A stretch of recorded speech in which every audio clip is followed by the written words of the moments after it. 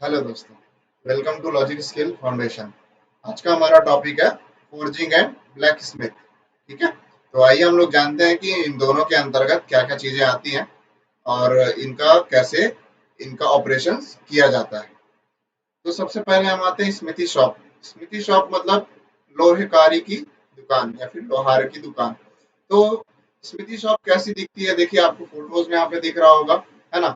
एक फोर्ज रखा हुआ है, एक ब्लोअर है। तो कुछ ऐसा ही, ये बहुत ओल्ड फैशन का काम है ना। इसको ओल्ड फैशन प्रोफेशन में लिया जाता है।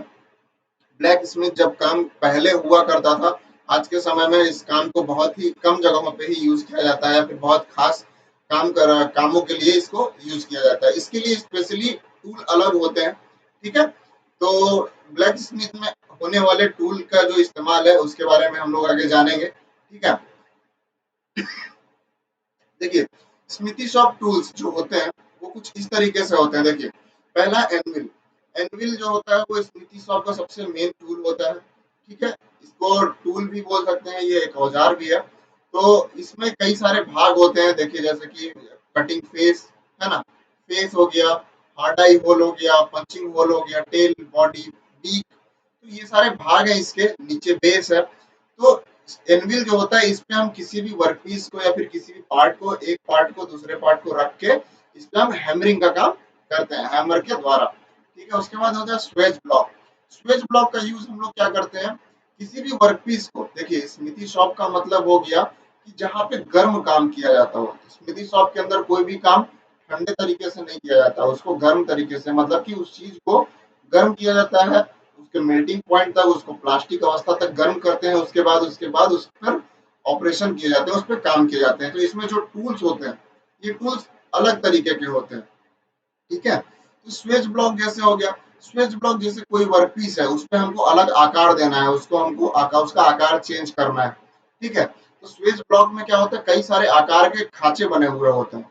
ठीक है, उन खांचों में हम अलग अलग आकार के, अलग अलग शेप के हम वर्कपीस को तैयार कर सकते हैं। उसके बाद आता है टोंग। देखिए कोई भी गर्म वस्तु है तो उसको हम हाथ से या फिर ग्लव पहन के भी हम उसको पकड़ नहीं सकते हैं। ठीक है, तो उसके लिए हम टोंग, हमें सड़सी की जरूरत पड़ेगी, इसको सिंडासी बोलते हैं हिंदी में। ठीक है, तो टोंग एक ऐसी चीज है जो कि हमारे गर्म वर्कपीस को पकड़ने का काम करती है। ठीक है, तो ये भी टोंग भी अलग अलग तरीके की होती हैं, अलग अलग वर्कपीस के हिसाब से। जैसे कि फ्लैट या फिर स्क्वायर टोंग, ये किसी भी प्लेन या फिर किसी भी स्क्वायर चीज को पकड़ने के लिए इसका यूज किया जाता है। उसके बाद हॉलो या फिर राउंड नोज जो होते हैं, राउंड नोज जो होता है, अगर कोई सॉलिड बार है, ठीक है, कोई सॉलिड हमारा वर्कपीस है, राउंड है, गोल है, तो उसको पकड़ने के काम में आता है। ठीक है, उसको हमको ऊपर से पकड़ने के काम में राउंड राउंड नोज जो हमारा टोंग है उसको यूज करते हैं। लेकिन अगर हॉलो नोज है, हॉलो नोज कहाँ पे यूज करेंगे, जैसे कि किसी भी चीज को हमें सीधा पकड़ना है, स्ट्रेट पकड़ना है। ठीक है, तो स्ट्रेट पकड़ते समय जब हम किसी गोल वर्क पीस को ही स्ट्रेट पकड़ेंगे तो वहां पे हम हॉलो नोज का यूज करेंगे। और जहां पे हमको उसको पैरेलल पकड़ना है, अपने समांतर में पकड़ना है, ठीक है, तो वहां पे हम राउंड नोज का यूज करेंगे। उसी तरीके से एक और टाइप होता है एंगल नोज। ठीक है, या फिर वी नोज, इसमें उसके बाद हम आते हैं वी नोज पे। जैसे कोई स्क्वायर बार है, उसको हमको एक एंगल में पकड़ना है, स्ट्रेट नहीं पकड़ना है। ठीक है, तो वहां पे हम वी नोज का यूज करेंगे। या फिर कोई एंगल है ना, कोई एंगल का कोई वर्क पीस है, तो उसको हमको पकड़ने के लिए क्या करना होगा, वी नोज का प्रयोग करते हैं हम लोग उस जगह पे। उसके बाद आते हैं हम लोग स्वेज पे। देखिए स्वेज जो होता है वो अपसेटिंग या फिर किसी वर्कपीस के ड्राइंग आउट के लिए हम लोग स्वेज का यूज करते हैं। लेकिन स्वेज और फुलर एक और जिसके बारे में हम लोग आगे जानेंगे, फुलर के बारे में। ये दो, तो यहाँ हम लोग जानेंगे स्वेज और फुलर के बारे में। देखिए स्वेज क्या होता है, स्वेज किसी भी वर्कपीस को ड्राइंग आउट, मतलब कि लंबा, उसकी मोटाई कम करके उसकी लंबाई बढ़ाने का काम करता है। फुलर का भी काम सेम है, लेकिन स्वेज के द्वारा जब हम किसी भी चीज की लंबाई बढ़ाते हैं तो उसका आकार भी चेंज हो जाता है। ठीक है, तो स्वेज के द्वारा हम किसी भी लंबाई बढ़ाने के साथ साथ उसकी सतह को भी हम एक प्लेन, मतलब कि गोल आकार देते हुए हम किसी चीज की लंबाई बढ़ा सकते हैं। ठीक है, स्वेज में भी दो पार्ट होते हैं, एक को हम लोग बॉटम और एक को टॉप बोलते हैं। जो बॉटम वाला हिस्सा है, देखिए एनविल में हर डाई एक होल होता है, ठीक है। हॉरर ड्राई एक होल में उसके बॉटम को डाल देते हैं, उसके बाद टॉप को उसके ऊपर रख के और टॉप के हेड पे हमें हैमरिंग करते हैं, तब जाके हमारा ड्राइंग आउट के प्रोसेस कंप्लीट होता जाता है। ठीक है। अब हम लोग जानेंगे कि फूलर क्या होता है। देखिए फूलर की यहाँ पे भी आपको पहली पिक्चर दिख रही है, ये फूलर की है। तो फूलर का भी काम सेम है, ये भी ड्राइंग आउट के ही काम में आता है, लेकिन इसके द्वारा जब हम किसी भी वर्कपीस को हीट करके जब ड्राइंग आउट करेंगे तो इसमें हमको हमें उसका आकार जो है, उसकी सतह उसकी परिष्कृत नहीं मिलेगी, समतल नहीं मिलेगी, है ना। इसके द्वारा जब हम किसी भी वस्तु की ड्राइंग आउट करेंगे तो उसमें उसमें क्या होगा कि उसमें जो सतह है उसमें उभरी हुई और दबी हुई सतह हमें प्राप्त होंगी। ठीक है। अब हम लोग जानते हैं सेट हैमर के बारे में। देखिए सेट हैमर का यूज हम कहाँ करते हैं, जैसे कोई छोटा वर्क पीस है या फिर कोई ऐसा वर्क पीस जो सेट हैमर के फेस से थोड़ा सा ही बड़ा हो, उस जगह पे हमें उसकी सतह को परिष्कृत करने के लिए सेट हैमर का यूज करते हैं। ठीक है। या फिर किसी सतह पे बहुत हल्की सी थोड़ी थोड़ी उभार हो, तो उस जगह पे हम लोग सेट हैमर का यूज करते हैं, उसको उभरे हुए जगह को हम लोग दबाने के लिए। उसी के सेम मिलता जुलता एक और हैमर होता है, एक और टूल होता है जिसको हम लोग फ्लैटर के नाम से जानते हैं। फ्लैटर देखिए, जब कोई वर्कपीस है जिसकी सतह हमें ज्यादा बड़ी मिली हुई है या फिर ज्यादा बड़ी सतह है, उसकी सतह अगर पूरी सतह को हमें परिष्कृत करना है, समतल करना है, तो उस जगह पे हम लोग क्या करेंगे कि फ्लैटर को रख के उसके हेड पे, यहाँ पे देखिए ये फ्लैटर का जो मेन हिस्सा है, इसका फेस ये नीचे वाला है और ये इसका ऊपर का हेड है। इस हेड पे हम हैमरिंग जब करेंगे तो फ्लैटर का जो नीचे वाला फेस है वो प्लेन होता है। तो जब हम हैमरिंग करेंगे तो हमारा वर्कपीस पहले से ही मेल्टिंग पॉइंट में गर्म है, तो उससे होगा क्या, उसकी जो सतहें हैं उसमें जो उभरी हुई या फिर उसमें जो दबी हुई सतह है वो दोनों मिलके बराबर हो जाएंगी। ठीक। उसके बाद हम आते हैं पंच पे। देखिए आपने एनविल में एक एनविल के जब भागों के नाम आपने जाने तो उसमें एक पंचिंग होल का नाम भी आपने जाना होगा। ठीक है। तो पंचिंग होल का यूज हम पंच के द्वारा ही करते हैं। जब हम पंच का यूज करते हैं तो उस पंचिंग होल पे ही हम वर्कपीस को रखते हैं और उसमें हम पंच करते हैं। देखिए पंच का यूज हम कब करते हैं, जैसे अगर कोई वर्कपीस है जो कि रूम टेम्परेचर पे है, मतलब उसका टेम्परेचर नॉर्मल है, तो हम उस पे उसमें होल करने के लिए क्या करते हैं, ड्रिल का यूज करते हैं। ड्रिल के बारे में आप लोगों ने पिछली क्लासेस में पढ़ा हुआ है ना। तो ड्रिल का यूज हम कब करते हैं, जब वर्कपीस हमारा ठंडा हो, ठीक है, उसमें होल करने के लिए। लेकिन जब हमारा वर्कपीस मेल्टिंग पॉइंट में हो, मतलब कि उस जो हाई टेम्परेचर पे हो, बहुत ज्यादा गर्म हो, तो उसमें हमको होल करने के लिए वहां पे हम लोग ड्रिल तो कर नहीं पाएंगे, तो वहां पे हमें पंच करने की आवश्यकता होती है। पंच के द्वारा हम होल करते हैं उसमें। ठीक है। तो एक ये पंच है, इसमें हम अपने वर्कपीस को हम पंचिंग होल पे रखते हैं और ठीक उसी के ऊपर हम अपने पंच को रख के उसके हेड पे हैमरिंग करते हैं। तो जितनी मोटाई का ये हमारे पंच का टिप है, इतनी मोटाई का वहां पे होल हो जाता है। ठीक है। तो ये पंच के द्वारा हम गर्म वस्तुओं में होल करने का काम करते हैं। और ठीक उसी से मिलता जुलता जो काम है वो है ड्रिफ्ट का।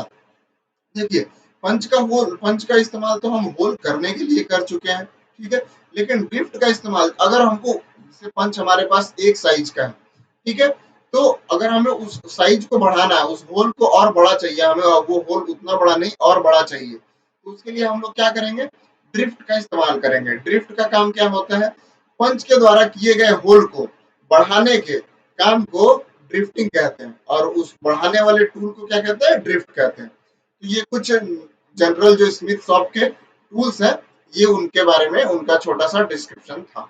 अब हम लोग आते हैं फोर्जिंग ऑपरेशन के बारे में। जब हम कहीं पे भी फोर्जिंग करते हैं या फिर स्मिथी शॉप में जो ऑपरेशन जो क्रियाएं की जाती हैं उनको क्या क्या करते हैं, कैसे करते हैं, ठीक है, जो टूल्स यूज हो रहे हैं वो टूल्स किस तरीके से और कहाँ पे कब कैसे यूज किए जाते हैं। ठीक है। तो इन चीजों को जानने के लिए हमें क्या करना है, ऑपरेशंस को बढ़िया से जानना होगा। तो देखिए फोर्जिंग ऑपरेशन जो होते हैं वो नॉर्मली 7 तरीके से बताए गए हैं यहाँ पे। देखिए पहला है drawing out, upsetting, bending, punching, drifting, cutting and forging. तो देखिए वर्क जो अभी आपने टूल्स देखे है ना, टूल्स जो है उन्हीं के द्वारा जो क्रियाएं की जाती हैं उन्हीं को हम लोग ऑपरेशन प्रक्रियाएं बोलते हैं। ठीक है। तो आइए हम लोग उसके बारे में पूरा डिटेल से जानते हैं कि किस टूल का उपयोग किस ऑपरेशन के लिए किया जाता है। तो पहला आता है ड्राइंग आउट। सबसे पहले आप लोगों ने जो देखा कि हमारा स्वेज है या फिर फूलर है, उसके द्वारा हम लोग किन किन चीजों का ऑपरेशन में करते हैं, ड्राइंग आउट ऑपरेशन में हम उन दोनों टूल्स का यूज करते हैं। तो देखिए यहाँ पे मैंने आपको बताया था स्वेज के द्वारा जब हम किसी भी वर्क पीस को ड्राइंग आउट करते हैं, यानी उसकी मोटाई घटा के उसकी लंबाई बढ़ाते हैं, ठीक है, लंबाई घटा के, सॉरी, मोटाई घटा के लंबाई बढ़ाने की प्रक्रिया को ड्राइंग आउट कहते हैं, ठीक है। तो इसमें दो तरीके से, एक तो स्वेज और दूसरा कूलर। तो यहाँ पे देखिए पिक्चर में आपको दिख रहा होगा, ये कूलर के द्वारा ड्राइंग आउट की जा रही है। तो कूलर के द्वारा कैसी हो रही है, देखिए यहाँ पे सतह धसी हुई है, यहाँ उठी हुई है, फिर उसके आगे धसी हुई है, फिर उठी हुई है। तो इसमें सतह जो है वो हमें परिष्कृत, मतलब कि स्मूथ, या फिर हमें एक समान सतह नहीं मिलती है, ठीक है। लेकिन अगर यही चीज हम स्वेज में करते तो स्वेज में हमें गोल, मतलब कि गोल आकार में परिष्कृत समतल सतह हमें प्राप्त होती, ठीक है। तो ड्राइंग आउट आप लोग समझ गए कि ड्राइंग आउट किसी भी चीज की, किसी भी वर्कपीस की लंबाई को बढ़ाने की प्रक्रिया को, है ना, उसकी मोटाई घटा के उसकी लंबाई बढ़ाने की प्रक्रिया को ड्राइंग आउट बोलते हैं। अब हम लोग आ जाते हैं अपसेटिंग में। देखिए ड्राइंग आउट के बारे में अगर आप जानते हैं तो अपसेटिंग के बारे में आप अपने आप आपको याद आ जाएगा, क्योंकि ये ठीक उसी का उल्टा होता है। ड्राइंग आउट में हम लोग क्या कर रहे थे कि किसी भी चीज की लंबाई को घटा के, है ना, सॉरी, लंबाई को बढ़ा रहे थे उसकी मोटाई को घटा के। लेकिन अब सेटिंग में क्या होगा, उसकी लंबाई को हम लोग कम करके उसकी मोटाई बढ़ाएंगे, ठीक है। तो लंबाई घटाने के लिए क्या कर रहे थे हम लोग, है ना, लंबाई घटाने के लिए अपसेटिंग का ऑपरेशन किया जाता है, अपसेटिंग की प्रक्रिया की जाती है। तो इसमें देखिए, इसमें एक नीचे हो गया हमारा एनविल का बेस, जो लोअर डाई बोलते हैं, ठीक है, ये स्टेशनरी है, ये इसमें हम लोग क्या करते हैं, इसमें एनविल का हम लोग फेस भी यूज कर सकते हैं। उसके ऊपर अपर डाई होता है जो कि मूव करता है। अपर डाई हम रखने के बाद या फिर डायरेक्ट हैमर के द्वारा ही हम किसी भी वर्कपीस की लंबाई को कम कर सकते हैं और उसकी मोटाई को बढ़ा सकते हैं। इसी प्रक्रिया को हम लोग अपसेटिंग कहते हैं। यहाँ पे देखिए दिख रहा होगा आपको, एनुअल है, ये वर्कपीस है नीचे वाला जिसको हमने टॉन्ग के सहायता से पकड़ रखा है। बीच में हमारा वर्कपीस गर्म है, और जब हम ऊपर से हैमरिंग करेंगे तो देखिए यहाँ पे इसकी लंबाई कम होगी, इसकी मोटाई बढ़ जाएगी, ठीक है। ये इस तरीके से आपको एक वर्कपीस प्राप्त होगा। अब हम लोग जानेंगे बेंडिंग के बारे में कि बेंडिंग का प्रोसेस क्या होता है, ठीक है। तो बेंडिंग का मतलब होता है मोड़ना, मोड़ने की प्रक्रिया को ही हम बेंडिंग कहते हैं। तो इसके भी कई सारे तरीके हैं कि कहीं पे हम लोग एंगुलर मोड़ते हैं, कहीं पे वी शेप में मोड़ते हैं, कहीं यू शेप में मोड़ते हैं, ठीक है, कहीं पे 90 डिग्री पे मोड़ते हैं। तो मोड़ने की भी प्रक्रिया को, अलग अलग मोड़ने की कई सारी अलग अलग प्रक्रियाएं हैं। जैसे हम किसी भी गोल वस्तु को, है ना, किसी भी गोल एक पिलर है, उसकी सहायता से एल मोड़ सकते हैं, ठीक है, एल बेंड कर सकते हैं, ठीक है। उसके बाद हम हैमर की सहायता से भी एनविल के जो कोर हैं, जो किनारे हैं, उस पे हम रख के हैमरिंग करने के बाद भी हम मोड़ सकते हैं। उसके बाद प्रेस मशीन के द्वारा, जो पावर प्रेशर मशीन होती है, उसके द्वारा हम वी ग्रुप या फिर एल के टाइप में भी हम मोड़ सकते हैं। मोड़ने की प्रक्रिया को बेंडिंग कहते हैं। इन मशीनों के द्वारा इन अलग अलग प्रक्रियाओं को हम बेंडिंग का नाम दे सकते हैं। उसके बाद हम आते हैं पंचिंग पे। जैसे कि मैंने आपको बताया था कुछ देर पहले कि पंचिंग की प्रक्रिया, जब गर्म वस्तु में होल करने की प्रक्रिया को हम पंचिंग कहते हैं। या फिर पतली, जो थिन, मतलब बहुत पतले शीट मेटल है, उनमें हम होल करने की प्रक्रिया को, पंच के द्वारा होल करने की प्रक्रिया को हम पंचिंग कहते हैं। तो पंचिंग देखिए यहाँ पे, ये पंचिंग होल है हमारा नीचे का, एनविल के अंदर में जो पंचिंग होल होता है, उस पंचिंग होल के ऊपर हमने वर्कपीस को रखा और ऊपर से हमने पंच को रख के उस पर हैमरिंग किया। तो जो पंच का एक्चुअल जो टिप का साइज है, उस टिप के साइज का वहां पे एक होल हमें प्राप्त हो जाता है, ठीक है। ये हो गया हमारा पंचिंग का प्रक्रिया। लेकिन ठीक उसी से मिलता जुलता प्रक्रिया हमारा ड्रिफ्ट का भी है। आपने पिछले कुछ देर पहले पढ़ा था कि ड्रिफ्ट क्या होता है। तो ड्रिफ्ट पंचिंग के द्वारा, पंचिंग ऑपरेशन में जो होल किया गया है, ठीक है, उस होल को बढ़ाने की, उस होल के साइज को इंक्रीज करने की प्रक्रिया को ड्रिफ्टिंग कहते हैं। किसकी सहायता से? ड्रिफ्ट के सहायता से, ठीक है। तो ड्रिफ्टिंग की प्रक्रिया आपको समझ में आ गई। अब हम लोग आगे जाते हैं कटिंग पे। देखिए कोई भी चीज है, कोई भी वर्कपीस है, अगर वो ठंडी अवस्था में है, वो नॉर्मल टेम्परेचर पे है, तो उसको कटने के लिए हमारे पास कई सारे ऑप्शंस होते हैं। हम हेक्सा के द्वारा काट सकते हैं, कोल्ड चीजल्स के द्वारा काट सकते हैं, ठीक है। जनरल हैंड टूल्स में आप लोगों ने पढ़ा होगा, कोल्ड चीजल, जो जितने भी चीजल्स होते हैं वो कोल्ड चीजल्स होती हैं। लेकिन जब हम किसी फोर्ज शॉप में या फिर किसी स्मिथी शॉप में जाते हैं, तो वहां पे हमको जो भी वर्कपीस मिलेगा वो वर्कपीस हमारा मेल्टिंग पॉइंट में होगा, प्लास्टिक अवस्था में मिलेगा, ठीक है। तो उसको काटने के लिए हमें हॉट चीजल की आवश्यकता पड़ती है, जो कि जो फ्लैट चीजल होता है उसी से मिलता जुलता आकार इसका भी होता है। तो इसमें हमें क्या करना होता है, जो हमारा वर्कपीस है जो मेल्टिंग पॉइंट तक गर्म है उसके हाई टेम्परेचर पे है वो, उस पे हम क्या करते हैं, इस चीजल को रखते हैं और उसके बाद टोंग से पकड़ के हैमरिंग करते हैं, ठीक है। तो हमारा वो जो गर्म अवस्था में जो वर्कपीस है वो दो भागों में बढ़ जाता है। इसके लिए हमें कोल्ड चीजल की आवश्यकता है, मतलब गर्म चीजों को काटने की जो प्रक्रिया है उसे हम कटिंग का नाम देते हैं। फिर उसके बाद आता है फोर्ज वेल्डिंग। देखिए, ये एक वेल्डिंग का भी प्रकार है, फोर्जिंग के द्वारा हम वेल्डिंग भी कर सकते हैं, ठीक है।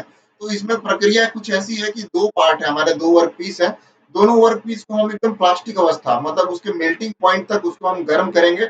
उसके बाद दोनों को एक दूसरे के ऊपर बट जॉइंट के टाइप में या फिर एक दूसरे के ऊपर रखने के बाद उसमें हम हैमरिंग करेंगे, ठीक है। तो टेम्परेचर बहुत ज्यादा हाई, जब मेल्टिंग पॉइंट में जब दोनों वर्क पीस होंगे तो उस समय होगा क्या कि वो दोनों आपस में जुड़ जाएंगे, तो इसे हम फोर्ज वेल्डिंग कहते हैं। आज के लिए बस इतना ही, आगे मिलते हैं हम लोग नेक्स्ट क्लास में। Thank you.